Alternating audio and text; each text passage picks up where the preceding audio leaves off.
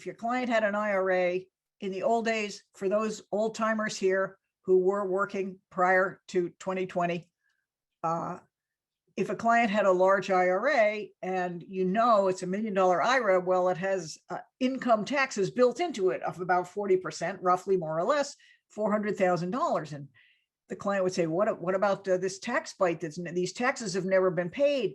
Before Secure, you could say, don't worry about it. You'll leave this to a grandchild or some other young individual. They don't have to take that money out of your IRA until except in annual distributions over their life expectancy. Their life expectancy is 40, 50, 60 years. So the tax is going to be deferred just about forever. The money's going to come out in little tiny bits and pieces over 50 years. In the future, it's like there is no tax at all. Well, that is over. That is over. Tax deferral is no longer a significant part of IRA planning. It's just gone. Okay, now nothing is 100%. There are two beneficiaries for whom the deferral option is still available and where it is extremely significant. That is the surviving spouse and the disabled or chronically ill beneficiary. So we'll definitely look closely at planning for the spouse, planning for a disabled beneficiary, because there we're still looking at a long-term deferred payout potentially being an option.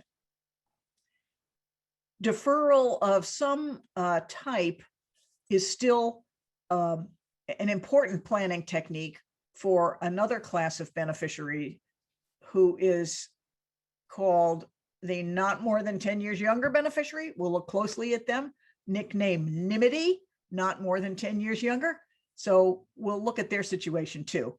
But for most beneficiaries, including minor children, grandchildren, everybody else in the universe, and mainly children, because for most clients, ultimately, that's where the estate's going to go, their children.